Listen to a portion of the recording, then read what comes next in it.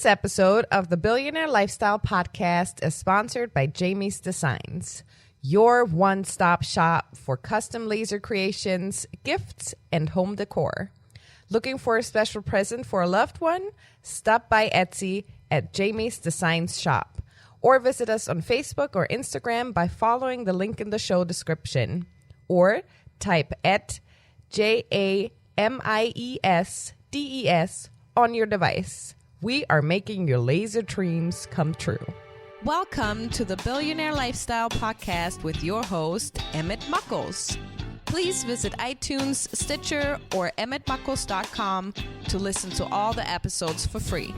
Ladies and gentlemen, welcome to the Billionaire Lifestyle Podcast with Emmett Muckles. Today is the day that we were given another chance. Today is the day that God, whoever you identify he, she as, gave you another chance. I want you to realize something, especially in this day and age after 2020. There are some people who did not wake up. There are some people who do not make it to the end of the day, so they will not wake up tomorrow.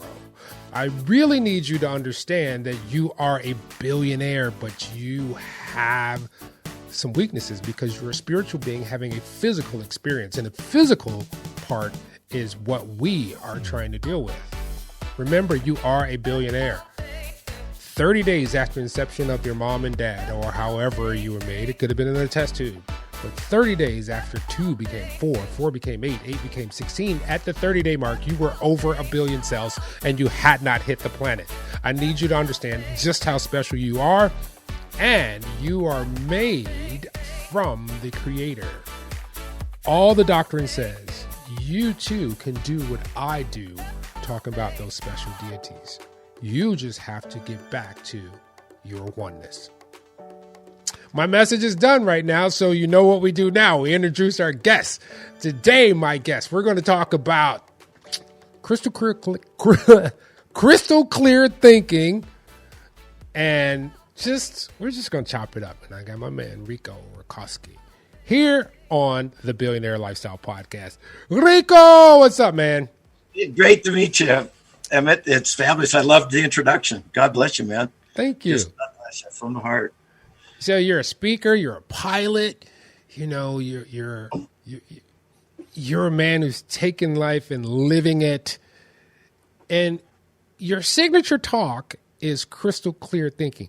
Now, let's go back, because one of the main things that I always do with all my guests is say, what got you to now?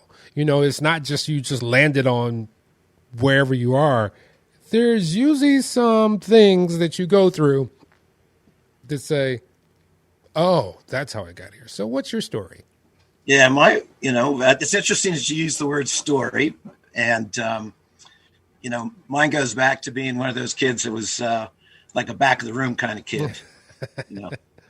I wasn't necessarily acting out, but I wasn't exactly excelling, Yeah. And I used to wonder when you looked at your friends who were excelling in sports and academics, not out of jealousy, just out of pure, what is it that they know, that maybe I don't know. Reading was difficult for me, and studying skills were tough. I went to Catholic school too, so that was I was kind of trying to punch my way through that, and so I was always curious, what kind of made, what made the mind work, what made people successful in 17 and 16-year-old terms. Right. And so I had this big dream of wanting to fly, and I had not a lot of support from the guidance office with regard to wanting to produce, to go that direction. And I still said, that doesn't sound right. I'm going to try anyway, in spite of what they said. And when aviation worked out, I said, well, man, maybe there's a whole lot of other kids who are in a similar situation where they're being told that, what their limits are, and how they should perceive life, and maybe there'd be a way that I could reach out to kids. And that discovery came through flying, because in flying, as in everything in life, and I'm compressing it, they're just two choices. When you're flying, when you're doing the work that you were talking about, that's your profession, they're just two choices. And I have a visual diagram, but we'll just use the hand here. One choice takes you in a direction of, moving upwards, and the other one takes you in the opposite direction. And so we're always at this choice point right here in our hand. And which choice are we going to make? We're going to make that choice that's going to give the upward movement in our business or with the people that we're working with, contributing to that, or are we going to make the choice that takes us further away? And aviation's the same way. It's like, are you going to fly the jet right on performance the way it's supposed to be done?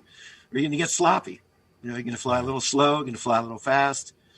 But in aviation, it's one of those things that you're always cross-checking. You're looking for the electrical systems, you're looking for the hydraulic systems, you're looking at everything and always cross-checking it to see if it is where it should be or not. So it's very much a just two choices kind of scenario, but that's what life is. It's just two choices. And so one day I got asked to speak to some elementary school kids of all age groups, and about goals and dreams, and they, and I said, they're just two choices. You either make a choice.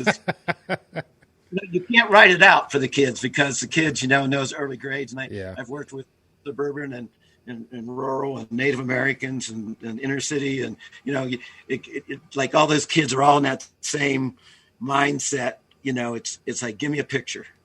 So I drew this picture up on the board of what I call just two choices diagram, and man, they got it that fast. They said, "Hey, man." I'm curious though. Yeah. How did you get into flight? Were you a military person, or did you go owner finance, which means you put yourself through flight school? No, that was the only way I could go to flight, and so I enlisted in the Air Force, and then worked my way through, to finally get to a flight school slot. So yeah, it wasn't. Go ahead. Yeah. So after that, I mean, like you got into this thing because it's not that easy. Not everybody can become a pilot. There are some stringent physical requirements, mental requirements. I couldn't be a pilot. You know why? Because my attention span is too short. You think? I bet you. I can't sit for too. I need something else. I need something to divert me. But I might just be talking out of ignorance, because there's a lot of things that require your attention when you're flying. And they're very short. You're looking here, you're looking there, you're looking up there. It's. So I think you're pleasantly surprised. So how did this transpire after you got out? You came out of the military, and you said, like, what did I learn when I was in there? I learned how to fly. So did you become a commercial airline pilot for commercial for passenger, or did you do commercial for like delivery, or what was your thing?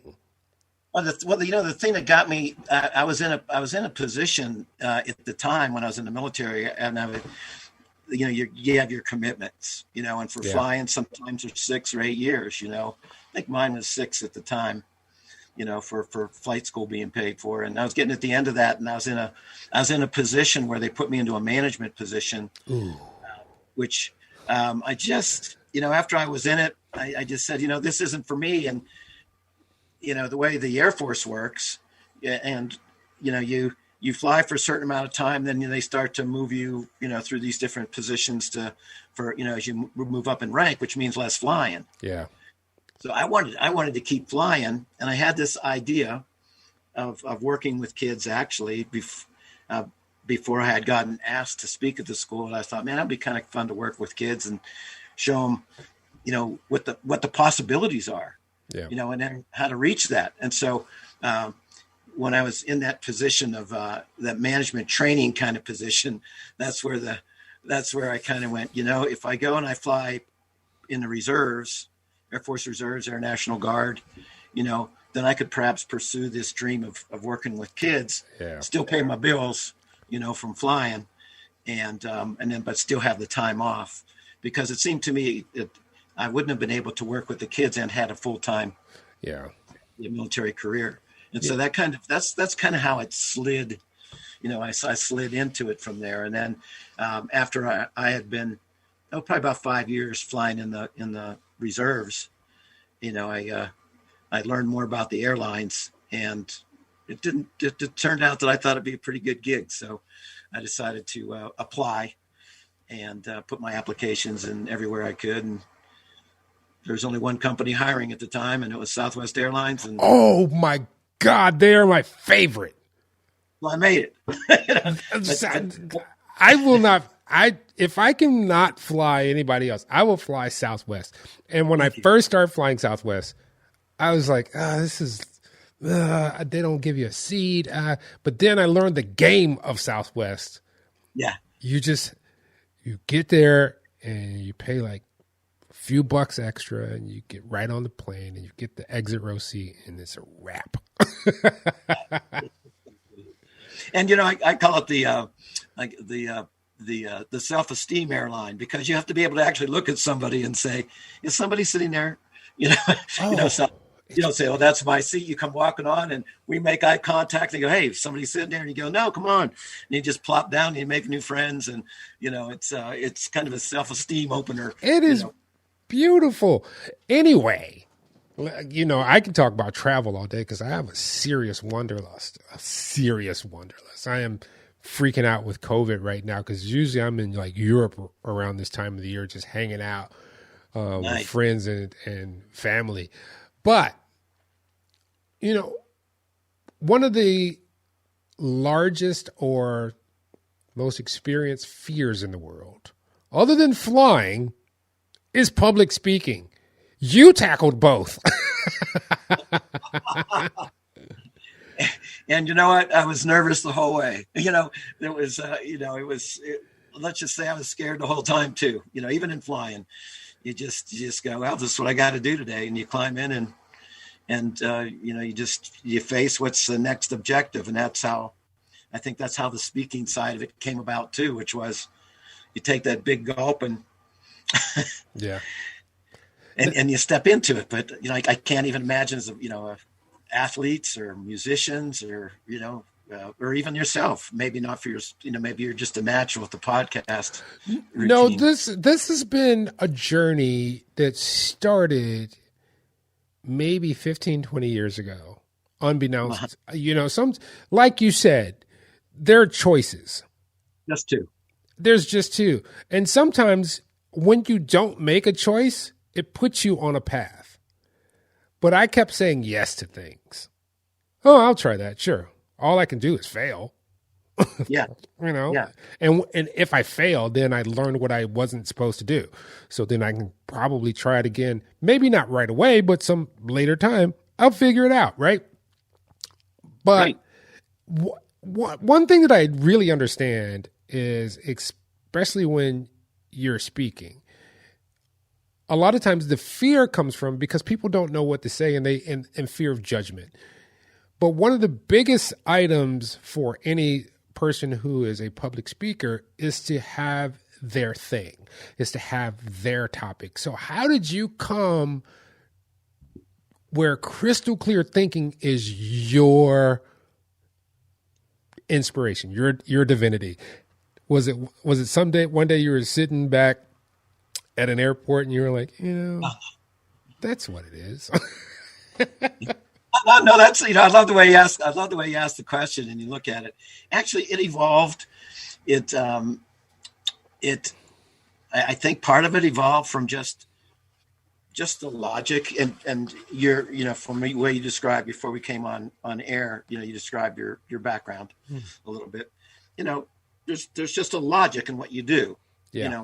With your work. Yeah. And so there is just that same kind of logic that I go, this is how flying works. So you're familiar with it. Yeah.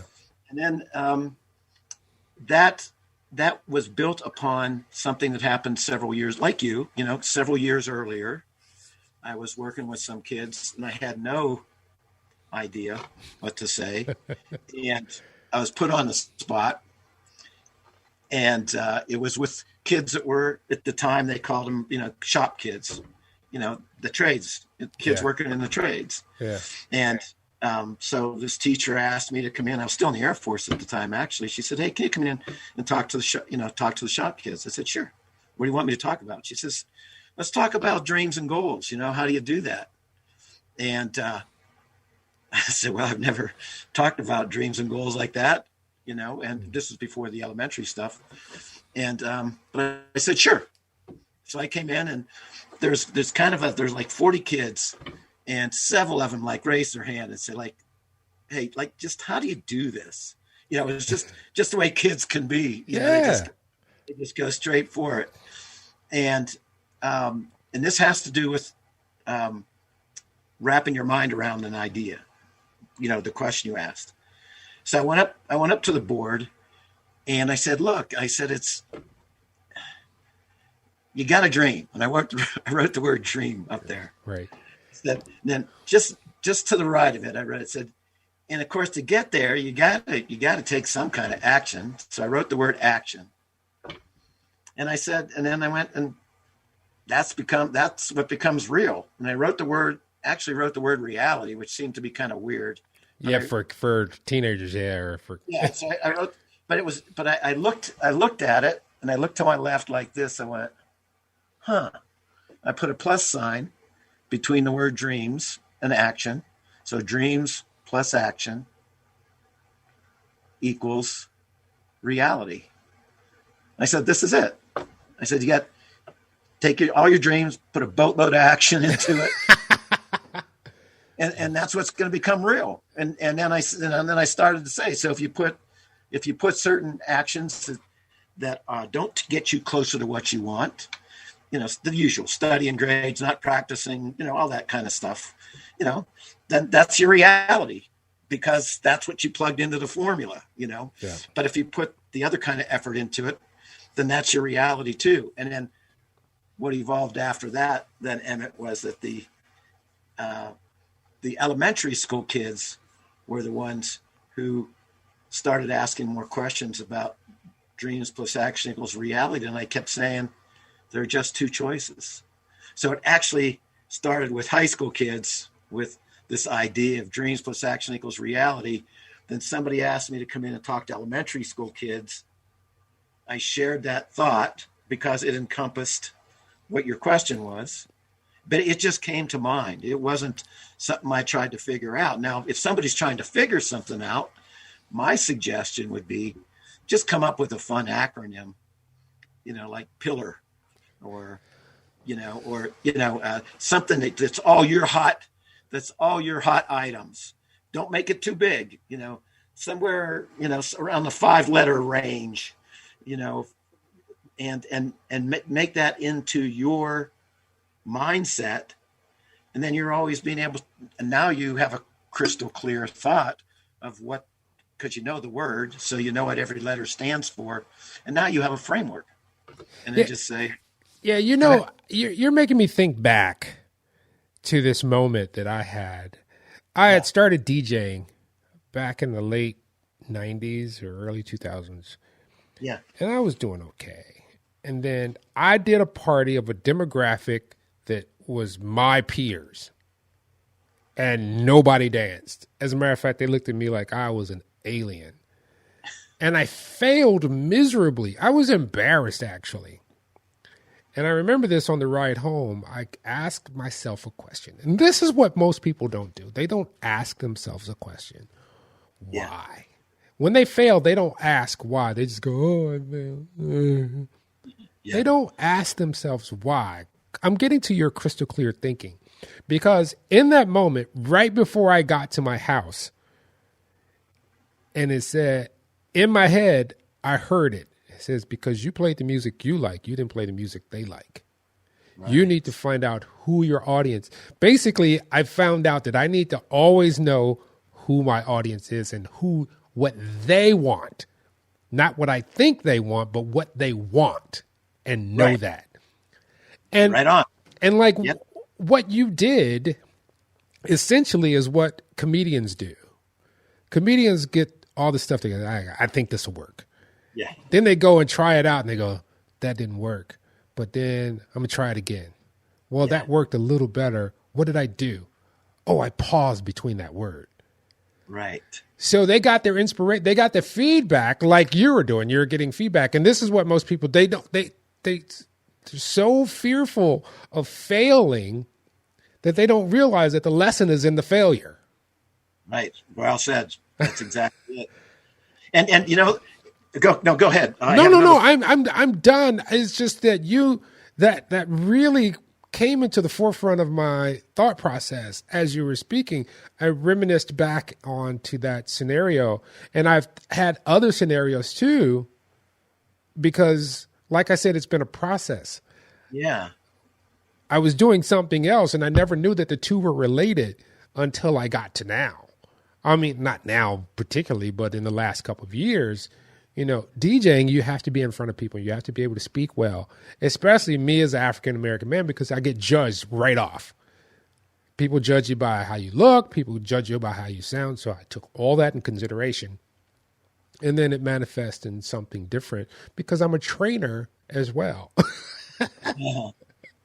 But, it's just what you said. You took me through that real process in what you were saying about your story. But so now we know where you came from. We know how you've gotten here. We know that the world has changed exponentially. And I got to diverge real quick. You said something really cool because it reminded me of Jim Rome when you said, dreams plus action equals reality. And he basically said, thoughts without action give you nothing. But we live in a different, like last March, the world changed. Oh yeah. The world fundamentally changed. How have you been able to navigate this scenario, and how has that made you pivot? I know you're at that crossroad, but sometimes you got a thing where it's doing like this. Oh no, it's like a seesaw. Yeah, and you have to pivot on it. So what's been your pivot? Well, first of all, to stay, to have that visual in my mind, and I forgot to turn my camera around so you could see it. Oh, that's okay. Reverse, but this is what a just two choices diagram looks like. Okay. Yep. So you're either telling your news story, you're either in that upward direction telling your news story about what you want, or you're right. That is real. So that image right there is what I see in my head all the time. And so that's the thing that when I find myself back, wanting to backslide into the direction down to the, the same old, making the same old choices, which is what habits are. That's been my go-to, all along. Sometimes it's not in color. Sometimes it's gray. Like, oh God, what's going on? But the reason that it's a visual goes back to, number one, in aviation. So for 30 something years, this is all we see in a cockpit. We don't see words. We see instruments. Your instruments tell you exactly whether you're upside down, you're upside right. They tell you what the weather's doing. They tell you what everything's doing, but there are hardly any words. Lots of letters, lots of numbers. Yeah. Yeah, as you can expect from your work, but it's all abbreviated. And so that's where the idea of this came to mind, was saying, well, wow, if you can fly an airplane around the world, never even take off out of LA in the fog, and if you had all the gas you ever needed, and you fly all the way around the world in clouds and land in the fog in LA and get back to the gate, and you can do it just on instruments, then why can't you have an instrument, which goes back to high school? Why can't you have an instrument that somebody can use in their mind that reminds them about what choice to make? Now, see, in your particular case, like with your DJ situation, you didn't go this direction. You went that direction. Oh yeah. You still made an upward.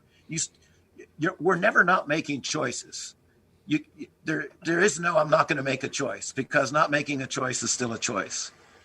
You can't escape it. It's always going to be there.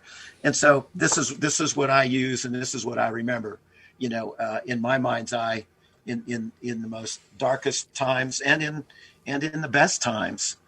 I've got to pivot.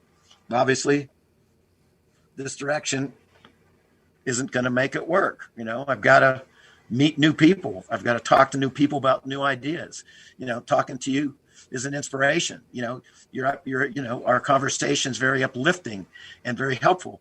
All that stuff counts. All those choices count. And so, go ahead. So your primary audience has been the youth from our conversation. So many people need so many more people, especially adults, need that you just showed me. Well, can I share something with you? Absolutely. It has been, and it has that. You talk about your DJ experience. You're with your peers. You're going like, I'm in. Yep. And then you scratch your head on the way home, going, what happened? That's what it's been like the past couple of years. Prior to the COVID situation, because adults don't. I mean, I say this with the utmost respect. Adults go, oh, so what? Just two choices. So what? I go like, so what? I mean, it's every movement you make, is a choice. And I think perhaps what it is, and I'd be interested in your thoughts on this too, is that when you're introducing concepts, sometimes everybody used to take massive positive action, knock them out, take massive positive action. Massive positive action is first and foremost a choice. Massive positive actions. And you see, so I think what's happening here with humanity to a degree, since we'll expand on your opening prayer, as we started, as we expand on this, humanity is coming to the next level to appreciate that it's all a choice. Not the massive positive action. It's downstream. It's downstream of if I can hold this up what time, I'll say it's downstream of the energy. You see, when we make our choice at this point of whether we're going to do something that's going to be new and better or something that's going to be the same old choice, the energy's waiting right there. That God energy is like right here. Yeah. And it says, where are you going to direct me to go? Because you have free will. And I say, I'm going to go this direction, or someone says they're going to go this direction. It says, all right, dude. How often are you going to keep sending it that direction? There's nobody here making that choice but us. And that's the hard part. I mean, for me, and I mean, sometimes it's hard to say, yeah, that was me. I think there's a problem that human beings have. And when you just showed that to me, it manifested in my mind, because there's this exercise that when I'm speaking to people, I give them, and I took it from somebody, and I'm not going to lie. I took it from KRS-One, the rapper. Yeah. He holds up a card, and it says Red Bull on it. And he says, I want you in your mind to say Red Bull, but not with your lips, not audibly. And he holds it up and he says, on the count of three, I want you to do this. And he does the count of three. And he says, who said that? And everybody's like, huh? And it's like, you heard that word, Red Bull. You said the word Red Bull, but your lips didn't move. No one else heard it. Who did that?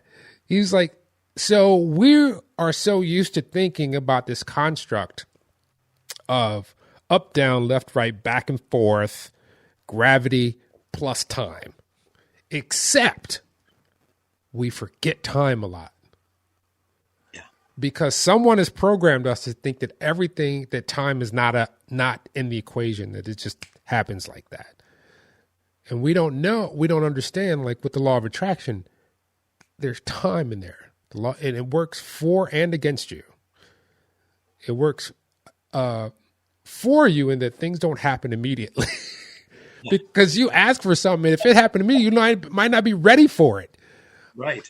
But also, it gives you that expanse, and we don't know when the result is when you get there, because sometimes it's a journey, that you have to go through time because you have to get all these building blocks, just like that wall behind you. It just didn't manifest. You had to put one brick on top of the other until you get the wall. So time plus that action helps you to get there. And I think that's what we're going through now, because COVID made everybody stop. Yeah. Like, what do I do? I'm not used to doing nothing. Just do nothing. If you can afford it, do nothing. Because, and I always say this, and I don't mean, I usually don't talk this much on the podcast, but I always tell people this. I'm loving it, man. Keep rolling. They're keep like, rolling. People ask me, like, I do yoga, right? And sometimes I do meditation. People say, why do you meditate? I say, why do you pray?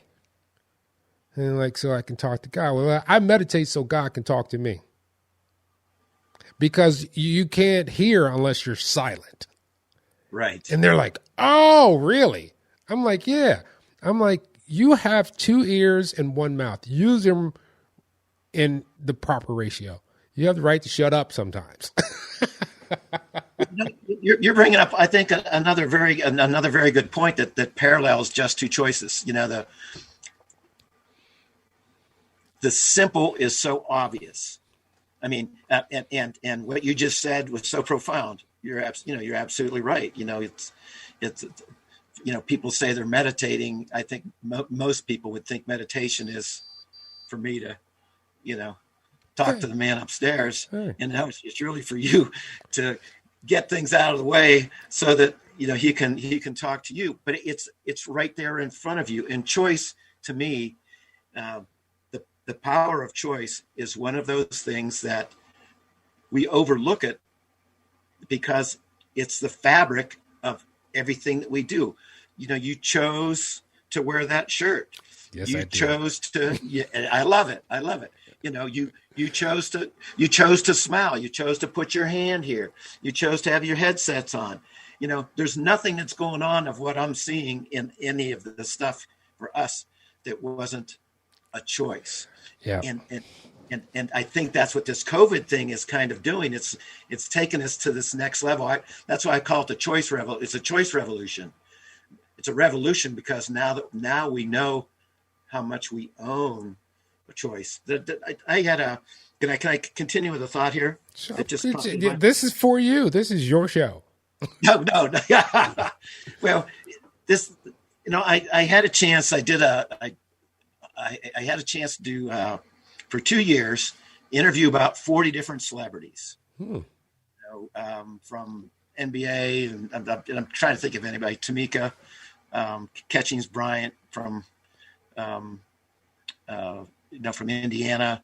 I mean, she's got so many gold medals on everything. I think her wall's just like solid gold, and Olympians, Dara Torres, oldest woman to win Olympic gold medal. She was over 40 and had a baby 18 months earlier and still won a gold. She just like shattered the whole thing. Roger Staubach, Robert Kiyosaki, Rudy Rudiger, a bunch of NFL guys. And I asked them, and this is why I was able to work out the show. I said, this is all I want to do. I want to see how these guys answer this question. And I'll ask you your answer, and then I'll tell you theirs. Okay. Okay. What percentage of life is choice, and what percentage of life is circumstance? That's the only question I wanted to ask. I waited till the very end, last 5 minutes of the show. What percentage of life is choice? What percentage is circumstance? And all of life is choice because it's free will. That's it. Okay. It's amazing. Listen to everybody go. I mean, super accomplished musicians and actresses and stuff go, good question. On average, it came out to be 83.7% of the celebrities said it was choice, and then the rest was circumstance. Roger Staubach said that life was 40% choice, 40%, 60% circumstance. And I couldn't believe it because, but here's a man who I take it as just so humble. He says, I grew up I'm an only child, had parents stayed together, great coaches, and of course he gives it to the divine, he says, I just did the best I could. And then the most interesting answer out of the whole thing was Rudy Rudiger, who wrote the movie Rudy. And Rudy goes, like your answer is very similar. He goes, well, considering that where you are is your circumstance, and you got to your circumstance by your choices, and you're going to move into another circumstance in your next choice. Yeah. Life has to be 100% choice. So just like what you were talking about with meditation, if we can help people to flip their thinking a little bit, and in that simplicity of thinking, there's flipping their thinking about the way meditation is. You see what I'm saying? Yeah. If you're thinking about choice, you're standing, not you, all of us are standing where we are because of choice. So where are we going to be standing next? And how did we get there? It's going to be because of choice. So now if we can start to own more of that choice factor instead of, and that was the reason for asking the question was, wow, if they say 80-something% is choice, what would it be like for the rest of the world to say, dude, 80-something% of life is choice. I'm on it right now. I'm only at 30%. Now you have a radio show too, right? I did. I don't now, but I did. That's what I was like, why is that in the back of my head? Yeah. But, this has been great, and you and I can talk all day. But at Facebook, you can find Rico at just that's word, the number 2, and then choices. And then the same pretty much across the board. And on LinkedIn, it's Rico, Rico Racosky. And the rest, like I said, are just 2, the number 2, choices.com. And I have two free downloads for people if they want. I was showing the diagram, and they can download them, cut them out, hang them up. One's an open and close sign. Obviously, you open, you can be open or close. The other one's what I call Captain Hook You, which comes down to, are you letting yourself get hooked back into the same old stuff? You download them at just2choices.com / I use the word radio. It's more / radio. And then you can just download them and hang them up in your house and let them be reminders for 2021, to stay open, to make that open choice, All right. One last question. Well, maybe 2. Who's your perfect customer? My perfect customer is a person who is looking to solve a difficult, come to realize that they have a difficult situation that they can flip into a positive direction. Okay. And what I mean by that is, I have people everybody can write out the worst thing that's happening to them in their lives with a diagram, right? Yep. And then I say, pick one of those worst things that are happening. Now let's just write the positive opposite and flip it and do a flipping thinking. So I'd say it's the toughest ones. Oh, there's a lot that's the niche. Well, however, there are lots of great people who are they just want to be happy. Yeah, that's true. They just want to enjoy life. So what's your other question? I can't think of it now. I think that took the air out of my space. What do you mean by that? What do you mean by that? I mean, like that was it. That was what I was looking for. But really what I want to do is I want to thank you so much for being on the Billionaire Lifestyle Podcast. Oh, it's an honor and a privilege. I've really had a blast, and I hope we could do it again, because I love your stream of thought. I love your heart and how much you're reaching people. And thank you. Let's revisit it in 6 months. I love it. All right. Ladies and gentlemen, you know how this ends. Remember this. You are a billionaire. Actually, it goes way beyond that, but I just choose billion because of this time we're in. That's very relevant. You know, back in the 70s, if you said million, that was the end of people's thinking. Now billions is like the norm. You know, by the time my children and grandchildren reach my age, it'll be a quintillion or something. Oh, I got $1 quintillion in the bank. Not a problem. But I want you guys to understand, you are infinite. You are a spiritual being having a physical experience. You are a human being. Let's break that down. Hue is relatively to a color because we are people of the sun. However you want to listen to that. That can be a double, triple entendre. So we're people of color. Even if you're white, black, brown, whatever you are, you have a color. We are in the image of man. So there was something there that created us to say, man, boop, that's your image. Now, here's where we get a little confused is the being part. It's the experience. We've been talking that you have two choices. It's always two choices, left or right. You can either go up or down. Because even if you go southwest, you're going down. Or if you're going northeast, you're going up. Regardless. But what I want you to know is this. When you look up in the sky, you see stars. And if you start at the star and come back into yourself, down to the core, down to the atom, it looks like what you left in the sky. We are fractal. We are part of the omniverse. We are very powerful. And I want you to own that. Remember what I said? When you pray, that's you talking to God. When you meditate, that's God talking to you.